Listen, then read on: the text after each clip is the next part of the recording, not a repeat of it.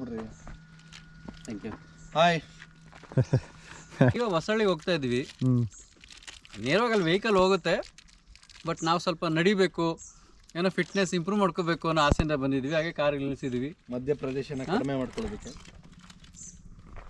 ಹೋಗೋಣ ಬನ್ನಿ. ಇದು ನಾವು ಎಷ್ಟು ವರ್ಷದ ಹಿಂದೆ ಬಂದಿದ್ವಿ ಸರ್ ಇಲ್ಲಿ? ಒಂದು 3 ವರ್ಷ ಆಯ್ತು. 4 ವರ್ಷ ಆಯ್ತು. ಅಷ್ಟಾಗಿ ಹೋಗ್ಬಿಡ್ತಾ ಇಲ್ವಾ ಅಂತ? 2 ವರ್ಷ ಇಲ್ಲ ಆಗಿದೆ. ಬಿಡ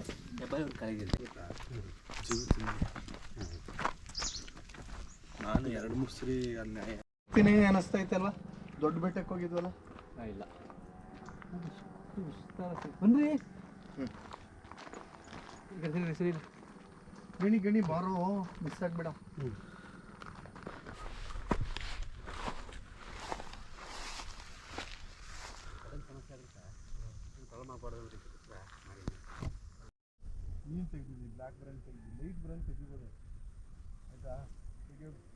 ಏನು ಮಾಡಲು ಹೋಗಿ ಏನು ಮಾಡಿದೆ ನೀನು?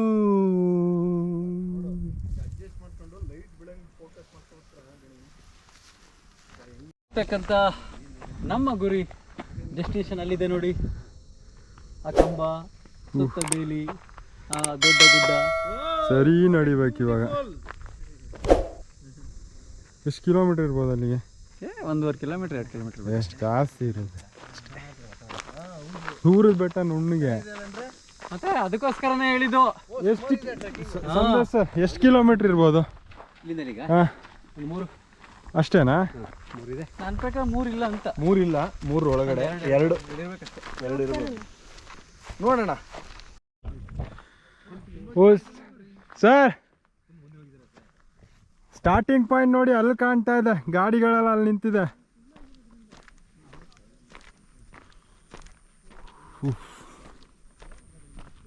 ತುಂಬ ಸುಂದರವಾಗಿದೆ ಪ್ಲೇಸ್ ನೋಡೋಕ್ಕೆ, ಸಕ್ಕತ್ತಾಗಿದೆ. ಒಂದು ಸಲ ಬನ್ನಿ ಎಲ್ಲರೂ. ಇನ್ನೂ ನಾವು ಹತ್ತಬೇಕಾಗಿರೋ ದೂರ ಸಿಕ್ಕಾಪಟ್ಟೆ ಇದೆ. ಸುಮಾರು ಜನನೂ ಬಂದಿದ್ದಾರೆ, ಎಲ್ಲ ಗಾಡಿ ಅಲ್ಲಿ ಪಾರ್ಕ್ ಮಾಡಿದ್ದಾರೆ. ನಾವು ತುಂಬ ಹಿಂದೆನೇ ಗಾಡಿ ಪಾರ್ಕ್ ಮಾಡಿ ಬಂದಿದ್ದೀವಿ. ಇದೊಂದು ಒಂಟಿ ಮರ ನೋಡೋಕ್ಕೆ ಸಖತ್ತಾಗಿದೆ.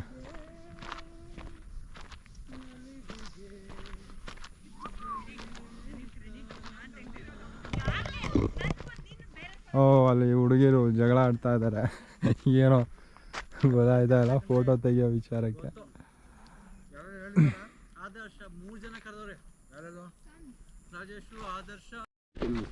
ಯಾವುದೋ ಅಂಗಡಿ ಇದೆಯಾ ಅಂತ ಅಲ್ಲಿ ಅಲ್ಲ? ಇಲ್ಲ, ಕ್ಲೋಸ್ ಆಗಿ ಇದೆಯಾ ಅಂತ ಅಲ್ವಾ? ಓ, ನೀರಾಗಿರ ಸಿಗುತ್ತಾ ಅಂತ.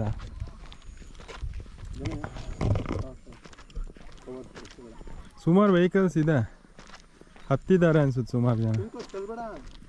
ಅಂಗಡಿಲಿ ಏನು ಸಿಗುತ್ತೆ ನೋಡೋಣ.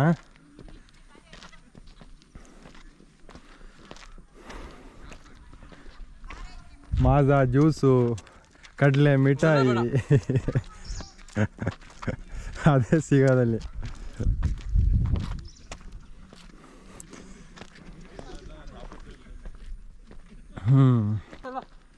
ಬಂದಿಲ್ಲ. ಬನ್ನಿ ಬನ್ನಿ ಬೇಗ.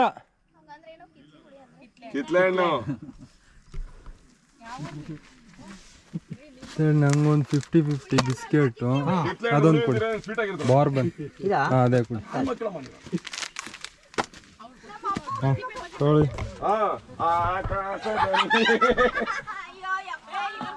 ನಾನು ಅದೇ ತೊಗೊಂಡೆ, ಅಲ್ಲೊಂದು ನೋಡಿ ಬಾರ್ಬನ್ ಮತ್ತೆ ಅದೊಂದು ತೊಗೊಂಡಿದ್ದೀನಿ. ಇನ್ನು ಬೇರೆ ಚಕ್ಲಿ ಇದೆ. Super song. ನೀರ್ ಬಾಟ್ಲ್ ಇಟ್ಟಿರ್ತಾನೆ. ಇಟ್ಟಿನಲ್ಲ, ಬೇಕಾರೆ ಇಲ್ಲ ಇಲ್ಲಿ.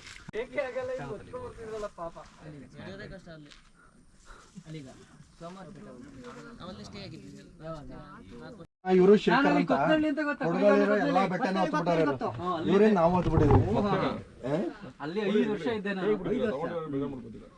ಕೊತ್ನಳ್ಳಿ ಅಲ್ಲಿರೋ ಬೆಟ್ಟಗಳು ಎಲ್ಲ ಇವರು ಪರಿಚಿತ. ಇವ್ರು ಹೋದ್ರೆ ಸಾಕು ಬೆಟ್ಟಗಳೇ ಆಯ್ ಅಂತ. ಇಲ್ಲ, ಈ ಕೊಡಗು, ಸಕಲೇಶ್ಪುರ. ನಿಮ್ಮನೆ ಇಲ್ಲಿ? ನಿಮ್ಮನೆ ನಮ್ಮನೆ ಮರ್ಕಳ್ಳಿ. ಅಲ್ಲಿಂದ ಇಲ್ಲಿಗೆ ಬರ್ತೀರಾ ಇದೆಲ್ಲ ತಗೊಂಡು? ಎಂತ ಗಾಡಿಯಲ್ಲಿ ದಿವಸ ಬರೋದು. ಗಾಡಿಯಲ್ಲಿ ಬರ್ತೀರಾ ಏನು? ವೀಕೆಂಡ್ ಅಲ್ಲಿ 2 ದಿವಸ ಹಸುನ್ ಕರ್ಕೊಂಡ್ಬರ್ತಾರಂತೆ. ಹೊಸನು ಅಲ್ಲಿ ಆ ಸಲ ಬಂದಾಗ ನಾವು ಬೆಟ್ಟ ತುದಿ ಆ ಕಡೆಯಿಂದ ಬಂದಿದ್ವಿ.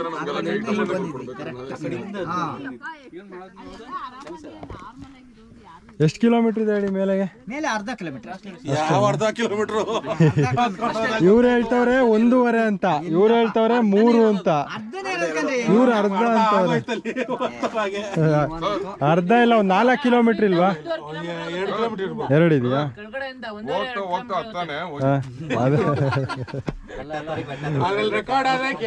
ಅದೇ ಕೇಳ್ಬಿಡ ನೋಡೋಣ. ಸಿಗುತ್ತಲ್ಲ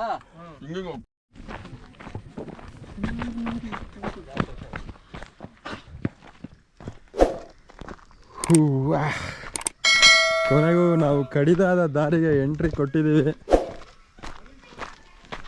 ಈಗ ಗಾಢವಾದಂತ ಕಾಡಿನ ನಡುವೆ ಗುಡ್ಡಕ್ಕೆ ಎಂಟ್ರಿ ಆಗ್ತಾ ಇದ್ದೇವೆ.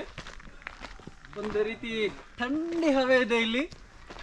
ಆ ಮೋಡ ಇರೋದಕ್ಕೂ ಜೊತೆಗೆ ಈ ದಿನ ನಮ್ಮ ಪ್ರಯಾಣ ಆರಂಭದ ದಿನ ಬಹಳ ತಣ್ಣನೆ ಗಾಳಿ ಬೀಸ್ತಿರೋದ್ರಿಂದ ನಮ್ಗೆ ಅಷ್ಟೊಂದು ಆಯಾಸ ಕಂಡು ಬರ್ತಾ ಇಲ್ಲ. ಹೌದು. ಟೈಮ್ ಎಷ್ಟಾಗಿದೆ ಹೇಳಿ ಇವಾಗ? ಟೈಮು ಈಗ 2 ಗಂಟೆ, ಮಧ್ಯಾಹ್ನ 2:15. ವೆದರ್ ಹೆಂಗಿದೆ ನೋಡಿ. ಇದು ನಮ್ಮ ಮಲೆನಾಡು. ನೀರಿನ ರಭಸಕ್ಕೆ ಈ ಥರ ಸೃಷ್ಟಿಯಾಗಿರೋದು ಹೊಂಡಗಳು. ಮಳೆಗಾಲದ ರಭಸ ಯಾವ ಥರ ಇರುತ್ತೆ ಅಂತ. ನಾಳೆ ಮಳೆ ಬರ್ಬೋದು, ಸೈಕ್ಲೋನ್ ಅಲ್ಲ. ಹಾಂ ಹೌದು. ಸರಿ ಹೊಡೆದಿದೆ ಸರ್ ಇಲ್ಲಲ್ಲ ನೋಡಿ. ಇಲ್ಲಿ ಯಾವ ಸ್ಪೀಡ್ ಇರ್ಬೋದು ನೀರಿನ ರಭಸ.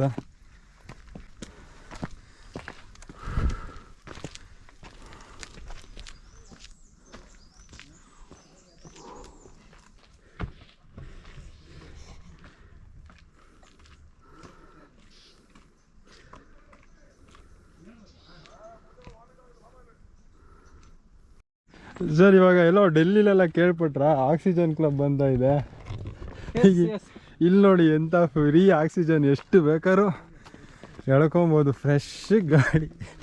ನಾವಿಲ್ಲಿ ಆಕ್ಸಿಜನ್ ರಿಚ್ ಇರ್ತಕ್ಕಂಥ ಈ ಪ್ರದೇಶದಲ್ಲಿ 10 ಕಿಲೋಮೀಟರ್ ನಡಿಬೋದು. ಆದರೆ ನೀವು ಮೆಟ್ರೋಪಾಲಿಟನ್ ಸಿಟಿಗಳಲ್ಲಿ ಲೈಕ್ ಬೆಂಗಳೂರು, ದೆಹಲಿ ಆ ಕಡೆ ಕೇವಲ 2-3 ಕಿಲೋಮೀಟ್ರಿಗೆ ನಮ್ಗೆ ಆಯಾಸ ಆಗುತ್ತೆ. ಯಾಕೆಂದರೆ ನಮಗಲ್ಲಿ ಬೇಕಾದಷ್ಟು ಆಮ್ಲಜನಕ ಸಿಗೋದಿಲ್ಲ. ಹಾಗಾಗಿ ಈಗ ಅಂಥ ಸಿಟಿಗಳಲ್ಲಿ ಆಕ್ಸಿಜನ್ ಕ್ಲಬ್ಗಳನ್ನ ಓಪನ್ ಮಾಡಿದ್ದಾರೆ. ಅಂದರೆ ಹಾಫ್ ಆನ್ ಅವರ್ಗೆ ಇಷ್ಟು ದುಡ್ಡು ಕೊಟ್ಬಿಟ್ಟು ಫ್ರೆಶ್ ಗಾಳಿ ತಗೊಳ್ಳೋದು. ನೋಡಿ ಇಲ್ಲಿ ಬನ್ನಿ, ಎಷ್ಟು ಫ್ರೀಯಾಗಿ ನೀವು ಎಷ್ಟು ಫ್ರೆಶ್ ಗಾಳಿ ಬೇಕಾದ್ರೂ ತೊಗೊಬೋದು. ಅಲ್ಲಿ ನಮ್ಮನ್ನ ಕಾಂಟ್ಯಾಕ್ಟ್ ಅರ್ಧ ಗಂಟೆಗೆ ಇಂತಿಷ್ಟು ದುಡ್ಡು ಅಂತ ಇಟ್ಟಿರ್ತಾರೆ. 20 ನಿಮಿಷ ಆಗುತ್ತೆ, ಅವ್ನು ಹೇಳ್ತಾ ಇರ್ತಾನೆ 10 minutes more, 5 minutes more, 2 minutes more ಅಂದಾಗ ಆದಷ್ಟು ಬೇಗ ಆಕ್ಸಿಡೆಂಟ್ ಆಗಬೇಕು ಅಂತ ವಿಪರೀತ ಹೇಳ್ಕೊಳಕ್ಕೆ ಶುರು ಮಾಡ್ತಾರೆ. ಹೌದು. ಆದರೆ ಅದೇ ತಮ್ಮ ಪ್ರಕೃತಿಯನ್ನು ಅವ್ರು ಸರಿ ಮಾಡ್ಕೊಂಡಿದ್ರೆ, ಅವರು ಮಾಲಿನ್ಯ ಮಾಡ್ಕೊಳ್ಳೋದಿದ್ರೆ ಆರಾಮಾಗಿರ್ಬೋದಿತ್ತಲ್ವಾ. ಈ ಪ್ರಮೇಯನೇ ಬರ್ತಾ ಇರಲಿಲ್ಲ ಇಲ್ಲ ಅಂದರು. ಹಾಗಾಗಿ ಮುಂದಿನ ಪೀಳಿಗೆಗೆ ಇದೊಂದು ಮೆಸೇಜು, ದಯವಿಟ್ಟು ನಮ್ಮ ಹಳ್ಳಿಗಳಲ್ಲೂ ಮುಂದೆ ಆಕ್ಸಿಜನ್ ಕ್ಲಬ್ ಬರೋಕ್ಕೂ ಮುಂಚೆ ಎಚ್ಚೆತ್ಕೊಳ್ಳಿ, ಪರಿಸರನ ಉಳಿಸಿ, ಪರಿಸರನೇ ಇಂಪಾರ್ಟೆಂಟ್ ಅಂತ ಅರ್ಥ ಮಾಡಿಕೊಂಡು ಮುಂದುವರಿಯೋಣ ನಾವೆಲ್ಲರೂ.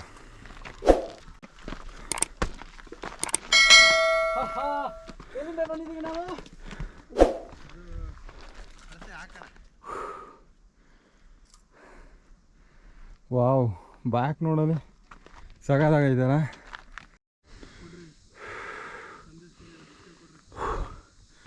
ನೋಡಿ ಈ ರೂಟ್ ನಾವು ಹೋಗಬೇಕಾಗಿರೋದು. ಹಿಂಗೆ ತಿರುಗಿದ್ರೆ ಇಲ್ಲೇನೋ ಒಂದು ಅದ್ಭುತವಾದ ಫೀಲ್ ಆಯ್ತಾ ಇದೆ. ಒಂದು ಸ್ವಲ್ಪ ಒಳಗೆ ಹೋಗಿ ಬರೋಣ ಬನ್ನಿ. ವಾವ್, ಸಗದಾಗಿದೆ. ಓಹೋ, ಇದು ನೀರು ಹರಿಯೋ ಪ್ಲೇಸು ಮಳೆಗಾಲದಲ್ಲಿ.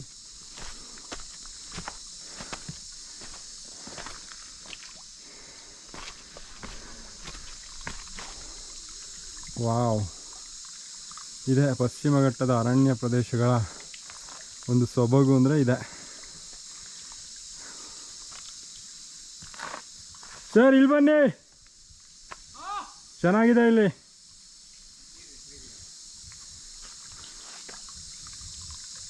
ಫ್ರೆಶ್ ವಾಟರ್ ಬೇಕಾ? ಇಲ್ಲ ಇದೆ.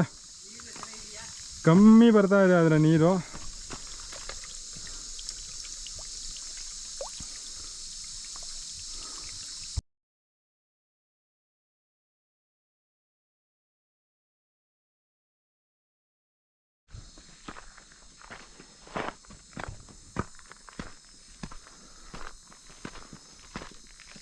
ಮಗನೇ ಸ್ವಲ್ಪ ಹುಷಾರಾಗೋದು, ನಾನು ಜೊತೆ ಮಾರೋದು, ಒಬ್ಬರೇ ಹೋಗಿ ವಯಸ್ಸು ಬಂದಿಲ್ಲ ನಿಮಗೆ. ವಾವ್, ಇಲ್ಲಿಂದ ಮೇಲ್ ಬರ್ತಾ ಇದ್ದಂಗೆ ಕೆಳಗೆ ದೃಶ್ಯ ನೋಡೋಕ್ಕೆ ತುಂಬ ಸಖತ್ತಾಗಿ ಕಾಣ್ತಾ ಇದೆ.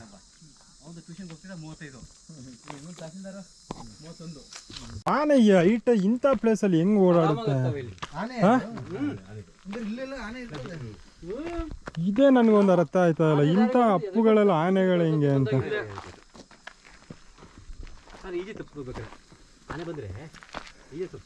ಇದ್ರ ಮೇಲೆ ಹತ್ತಿದ್ರೆ ಮುಗೀತು ಅಂತೀರಾ? ಕಷ್ಟಪಟ್ಟು ಹತ್ಬಿಟ್ರೆ ಸೇಫ್ ಅಂತ. ಆನೆಗೆ ಡೌನ್ ಗಿಳಿಯೋದು ಕಷ್ಟ, ಹೊತ್ತು ಬಿಡ್ತದೆ. ಯಾರು ಹೇಳಿದ್ದು ಡೌನ್ ಗಿಳಿಯೋದು ಕಷ್ಟ ಅಂತ? ಉರು ಸರಿ ಬಂದ್ಬಿಡುತ್ತೆ ಜಾರ್ಕೊಂಡು. ಹಾಂ, ವಾವ್. ಫೈನಲ್ ಆಗಿ ನಾವು ಒಂದು ಲೆವೆಲಿಗೆ ಬಂದಿದ್ದೀವಿ. ಅಲ್ಲಿಂದ ಈ ಕೆಳಗಿನ ದೃಶ್ಯ ಈ ಥರ ಕಾಣುತ್ತೆ ನೋಡಿ.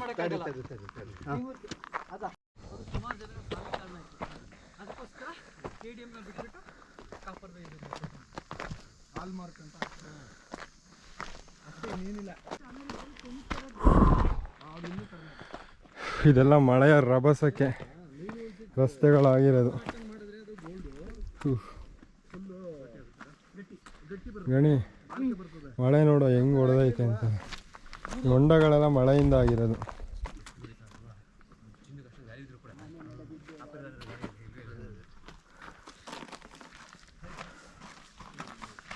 ಎಷ್ಟು ದೂರ ಇದೆ ಇನ್ನು? ಇನ್ನೂ ಒಂದು 500 ಮೀಟರ್. ಹೌದಾ?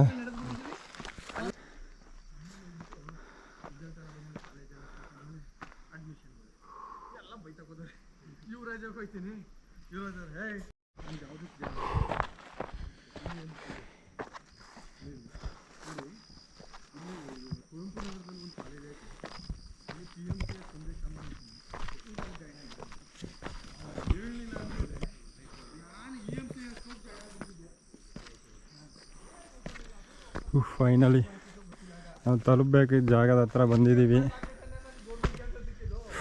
ಸುಮಾರು ಅದೇ ಒಂದು 2-3 ವರ್ಷದ ಹಿಂದೆ ಬಂದಿದ್ವಿ. ಸಿಕ್ಕಾಪಟ್ಟೆ ಲಾಂಗ್ ನಡೆದಿದ್ವಿ.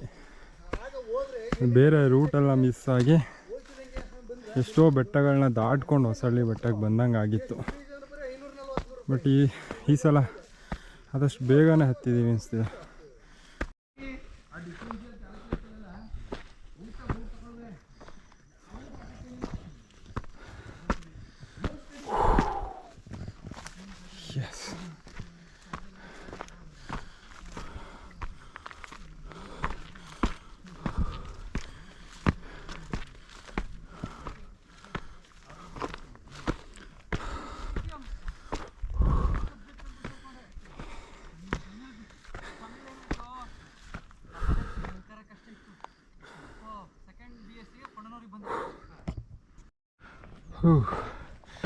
ಹತ್ತುತ್ತಾನೆ ಇದ್ದೀನಿ ಆವಾಗಲಿಂದ. ಇನ್ನೂ ಫೈನಲ್ ಪಾಯಿಂಟ್ ಬರ್ತಾ ಇಲ್ಲ. ಫುಲ್ ಟಯರ್ಡ್ ಆಗಿದೆ.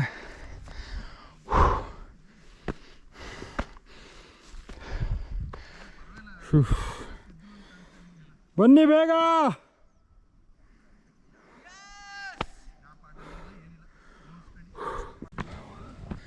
ಫೈನಲಿ ಡೆಸ್ಟಿನೇಷನ್ ಇನ್ನೇನು ರೀಚ್ ಆಯಿತು ಆಲ್ಮೋಸ್ಟ್.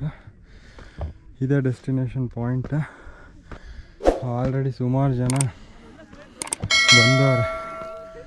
ವೆಹಿಕಲಲ್ಲಿ ಗಾಡಿ ಬರುತ್ತೆ, ಅಲ್ಲಿ ರೋಡ್ ಇದೆ ನೋಡಿ. ವೆಹಿಕಲಲ್ಲಿ ಬೇಕಾದ್ರೆ ಬರ್ಬೋದು.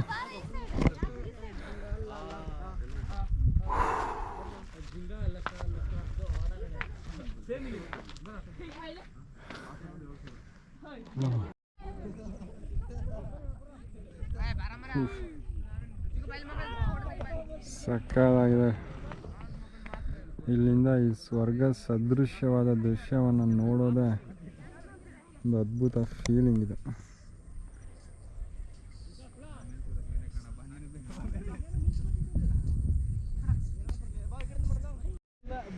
ಇವಾಗ ಆ ಸೈಡ್ ನೋಡಿದ್ರಿ, ಈಗ ಈ ಸೈಡ್ ನೋಡಿ.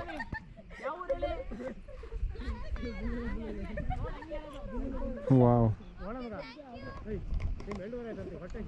ಪದಗಳೇ ಇಲ್ಲ, ಡಿಕ್ಷನರಿ ಹುಡುಕಿದ್ರೂ ಸಿಗಲ್ಲ ಈ ಸೌಂದರ್ಯನ ವರ್ಣನೆ ಮಾಡಬೇಕು ಅಂದರೆ. ಕೆಳಗೆ ಫುಲ್ ಡೀಪ್ ಇದೆ, ಶೂ ಸ್ಲಿಪ್ ಆದ್ರೂ ಮಾಮ ಮರ್ಗೆಯ.